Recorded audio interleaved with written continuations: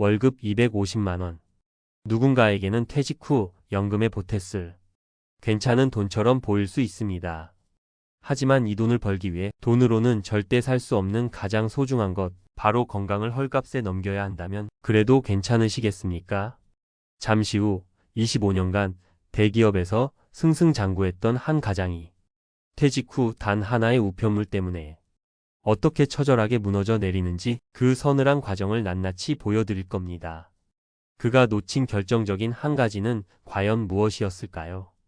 오늘 우리는 퇴직 후 재취업이라는 막막한 현실 앞에서 한때는 유능했던 한 사람이 어떻게 잘못된 선택을 하게 되는지, 그리고 우리는 어떻게 그와 다른 길을 걸을 수 있을지, 돈과 건강을 모두 지키는 품위 있는 제2의 인생을 위한 현실적인 길을 함께 찾아보겠습니다. 여기 이진수라는 남자가 있습니다. 50대 중반 국내 굴지의 전자회사에서 25년간 청춘을 바친 베테랑 영업팀장이었죠. 번쩍이는 회사 로고가 박힌 명함, 회사에서 제공된 널찍한 중형차, 깍듯이 허리를 숙이는 후배들은 그의 자부심 그 자체였습니다. 그는 자신의 화려한 경력과 넓은 인맥이라면 퇴직 후에도 어느 컨설팅 회사든 혹은 경쟁사의 임원으로든 멋지게 제2의 인생을 시작할 수 있을 것이라 한치의 의심도 하지 않았습니다. 하지만 명예퇴직이라는 빛 좋은 이름으로 회사를 나온 뒤 그의 자신감은 마치 마른 낙엽처럼 바스러지기 시작했습니다. 헤드헌터를 통해 알아본 자리들은 나이가 많다, 조직 문화에 맞지 않을 것 같다 는 차가운 답변만 돌려줬습니다. 오기가 생겨 직접 지원한 한 중소기업 면접에서는 아들뻘 되어 보이는 면접관에게 이런 말까지 들어야 했습니다. 부장님의 과거 성공 방식은 이제 통하지 않습니다. 저희는 더 젊고 유연한 인재를 원해서요. 그의 귓가에 그 말이 모욕처럼 맴돌았습니다. 몇 달간 수십 통의 이력서를 보냈지만 돌아오는 것은 침묵뿐이었습니다. 그의 가슴을 채웠던 단단한 자부심은 점차 속을 태우는 초조함으로 변해갔습니다. 진짜 공포는 어느 날 아침 낡은 아파트 우편함에서 시작되었습니다. 퇴직 후 처음으로 날아온 지역가입자, 건강보험료 고지서. 아내와 함께 무심코 뜯어본 그 안에는 월 48만 원이라는 믿을 수 없는 숫자가 검고 선명하게 찍혀 있었습니다. 소득은 이제 단 한 푼도 없는데 평생 땀 흘려 마련한 이 아파트 한 채가 있다는 이유만으로 매달 숨만 쉬어도 50만 원 가까운 돈이 고정적으로 빠져나가게 된 것입니다. 이진수 부장의 초조함은 순식간에 눈앞이 캄캄해지는 극심한 공포와 압박감으로 바뀌었습니다. 그는 아내의 얼굴도 제대로 쳐다보지 못한 채 중얼거렸습니다. 여보, 이거 어떻게 하지? 이러다 퇴직금 다 까먹고 길바닥에 나앉겠어. 그날 이후 그는 완전히 다른 사람이 되었습니다. 압박감에 짓눌린 그는 결국 모든 조건을 포기했습니다. 경력? 연봉? 다 필요 없다. 4대 보험만 해결해 준다면, 그래서 이놈의 건보료 폭탄만 피할 수 있다면 어디든 가겠다. 그는 지푸라기라도 잡는 절박한 심정으로 과거와는 전혀 무관한 대형 병원의 시설 관리직을 월급 250만 원에 덜컥 수락하고 말았습니다. 문제는 그때부터 본격적으로 시작되었습니다. 3교대 주야 막교대는 50대 중반의 생체 리듬을 사정없이 망가뜨렸습니다. 밤샘 근무 후 쪽잠을 자도 혈관을 타고 흐르는 듯한 피로는 풀리지 않았고, 무거운 의료 장비를 나르고 수시로 병원 계단을 오르내리는 육체 노동은 그의 허리와 무릎을 좀먹기 시작했습니다. 극심한 스트레스와 불규칙한 식사는 잠자고 있던 고혈압을 깨웠고, 매일 아침 약을 한 움큼씩 털어 넣어야 했습니다. 하지만 육체적 고통보다 더 견디기 힘들었던 것은 정신적인 것이었습니다. 한때 부하 직원들을 호령하며 박 부장님으로 불리던 그는 이제 소독약 냄새가 진동하는 병원에서 박 기사님으로 불렸습니다. 젊은 원무과 직원들의 지시를 받으며 땀 흘리는 자신의 모습에 그는 거울을 볼 때마다 깊은 자괴감과 무력감에 빠져들었습니다. 결국 6개월 뒤 그의 월급 통장은 그저 스쳐 지나가는 정거장이 되어버렸습니다. 월급 250만 원은 매달 꼬박꼬박 나가는 병원비와 약값, 허리 물리치료비로 거의 다 사라졌습니다. 그는 돈을 번 것이 아니었습니다. 자신의 남은 수명과 건강을 하루 8만 원 남짓한 돈과 맞바꾸고 있었던 겁니다. 그는 결국 병원 침대에 누워 텅 빈 눈으로 천장을 바라보며 후회했습니다. 내가 도대체 뭘 잘못한 걸까? 모든 게 끝장난 기분이다. 자, 지금까지 우리는 이진수 부장의 너무나도 안타까운 이야기를 지켜봤습니다. 하지만 지금부터가 진짜 중요합니다. 우리는 왜 평생을 성실하게 살아온 보통의 가장들이 이런 비극적인 함정에 빠지게 되는지 그 이유를 정확히 알아야 합니다. 첫째, 소득 절벽보다 무서운 건강보험료라는 재무적 지뢰 때문입니다. 이진수 부장처럼 대부분의 중장년층이 퇴직 후 마주할 지역가입자 건강보험료의 위력을 과소평가합니다. 이것은 단순한 지출 항목이 아니라 당사자의 심리를 극단적으로 압박해서 최악의 재취업 선택을 강요하는 재무적 지뢰와 같습니다. 둘째, 경험이라는 낡은 자산에 대한 미련 때문입니다. 과거의 성공 경험은 급변하는 새로운 시대에 오히려 족쇄가 될 수 있습니다. 한 보도에 따르면 기술 발달로 인해 기존 직무 역량의 유효기간이 급격히 짧아졌다고 합니다. 심지어 재취업을 위해 자격증을 20개나 땄는데도 여전히 일자리를 구하기 어렵다는 하소연도 나옵니다. 변화를 읽는 디지털 문해력 없이는 이진수 부장처럼 냉혹한 현실 앞에서 도태될 수밖에 없습니다. 셋째, 이 모든 걸 개인의 탓으로 돌리는 잔인한 구조적 문제가 있습니다. 재취업의 실패를 오롯이 개인의 노력 부족으로 치부하는 사회적 분위기는 당사자를 더 깊은 고립감과 수치심으로 몰아넣습니다.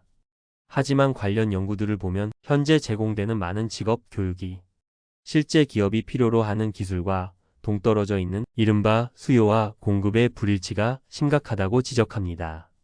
이것은 개인의 의지만으로는 해결하기 힘든 구조적인 장벽입니다. 넷째, 바로 가장이라는 이름의 무거운 갑옷 때문입니다. 한 조사 결과를 보면 재취업 시 남성은 임금 수준을, 여성은 근무 시간을 가장 중요하게 생각하는 경향이 나타났습니다. 특히 평생 가족을 책임져 온 가장이라는 무거운 갑옷을 입은 사람일수록 이진수 부장처럼 건강을 해치는 선택임을 알면서도 당장의 수입 때문에 무리하게 자기 자신을 희생시킬 가능성이 높은 것입니다. 여러분이라면 이진수 부장의 상황에서 그 48만 원짜리 고지서를 받아들고 어떤 선택을 하셨을 것 같나요? 이제 이진수 부장과는 정반대의 선택을 한 남자의 이야기를 해보겠습니다. IT 회사 재무팀 출신인 61세 최민준 차장입니다. 그는 퇴직 전 친했던 동료들이 무리하게 재취업한 뒤 건강 악화와 극심한 스트레스로 고통받는 모습을 여러 번 곁에서 지켜봤습니다. 그는 그때마다 나는 절대로 저렇게 살고 싶지 않다 는 강한 경각심을 느꼈고 퇴직을 추락이 아닌 새로운 삶으로의 전환으로 미리 정의하기로 결심했습니다. 그는 퇴직 후 6개월간 아무것도 하지 않았습니다. 오직 자신의 인생 재설계에만 집중했죠. 매일 아침 산책을 하며 스스로에게 물었습니다. 앞으로 30년 나는 무엇을 할 때 행복할까? 그는 오랜 고민 끝에 높은 연봉 대신 스트레스 최소와 건강 유지, 의미 있는 기여 라는 자신만의 3가지 원칙을 세웠습니다. 이 원칙에 따라 그는 한 사회적 기업의 파트타임 회계 자문역을 선택했습니다. 급여는 월 150만 원 남짓으로 예전의 4분의 1 토막도 안 됐지만 그는 돈으로 살 수 없는 평온함과 만족감을 얻었습니다. 일주일에 3번 오후에만 출근하고 남는 시간에는 아내와 함께 전국의 둘레길을 걷거나 손주들에게 코딩을 가르쳐주는 재미에 푹 빠졌습니다. 그는 이렇게 말합니다. 주변에선 왜 그런 푼돈 받고 일하냐고 혀를 차지만 저는 지금 제 인생이 가장 풍요롭다고 느낍니다. 매일 아침 눈을 뜰 때 불안하지 않은 삶, 이게 진짜 성공 아닐까요? 그의 사례는 재취업의 성공 기준이 연봉 액수가 아닌 삶의 만족도가 될 수 있다는 너무나도 중요한 메시지를 우리에게 던져줍니다. 그렇다면 우리는 이진수 부장의 비극을 피하고 최민준 차장의 현명함을 배우기 위해 지금 당장 무엇을 해야 할까요? 여기 당신의 건강과 돈을 모두 지켜줄 5가지 생존 행동 지침을 제안합니다. 첫째, 지금 당장 가상건보료 고지서를 뽑아 보십시오. 이진수 부장이 겪었던 충격을 피하려면 퇴직 전에 국민건강보험공단 홈페이지에 4대 보험료 계산기를 통해 은퇴 후 내가 부담해야 할 지역가입자 건강보험료를 반드시 시뮬레이션해야 합니다. 이 구체적인 숫자가 당신의 막연한 불안감을 현실적인 계획으로 바꿔줄 첫 단추가 될 것입니다. 둘째, 자격증 쇼핑을 멈추고 디지털 문해력을 증명하십시오. 더 이상 쓸모를 알 수 없는 자격증에 당신의 소중한 시간과 돈을 낭비하지 마십시오. 대신 온라인 플랫폼에서 정보를 찾고 평가하며 그것을 문서나 발표 자료로 증명해내는 디지털 문해의 역량을 키우십시오. 그것이 당신의 가치를 보여주는 새로운 무기가 될 것입니다. 셋째, 몸으로 때우는 일이 진짜 원가를 계산해 보십시오. 당신이 하려는 일이 당신의 건강에 어떤 영향을 미칠지 냉정하게 평가해야 합니다. 야간 근무, 과도한 육체 노동의 대가는 월급보다 훨씬 비싼 병원비와 다시는 되돌릴 수 없는 시간입니다. 일자리의 급여와 함께 당신의 건강 감가상각비를 반드시 계산해 보십시오. 넷째, 전일제라는 낡은 고정관념을 부숴버리십시오. 최민준 차장처럼 당신의 경험과 지식을 파트타임으로라도 원하는 곳은 분명히 있습니다. 관련 통계를 봐도 중장년층이 선호하는 양질의 일자리로 시간제 및 프리랜서가 높게 나타났습니다. 전일제 일자리에만 목매지 말고 당신의 삶과 균형을 맞출 수 있는 유연한 근무 형태를 적극적으로 찾아보십시오. 다섯째, 당신의 존재 이유를 회사 밖에서 찾으십시오. 많은 중장년층이 일과 직함에서 자신의 존재 이유와 성취감을 찾으려 합니다. 하지만 이제는 일의 비중을 현명하게 줄이고 건강, 소중한 관계, 여가, 그리고 나눔과 같은 삶의 다른 영역에서 의미와 행복을 찾는 포트폴리오 인생을 설계해야 할 때입니다. 오늘 우리는 이진수 부장의 안타까운 추락과 최민준 차장의 현명한 연착륙을 지켜봤습니다.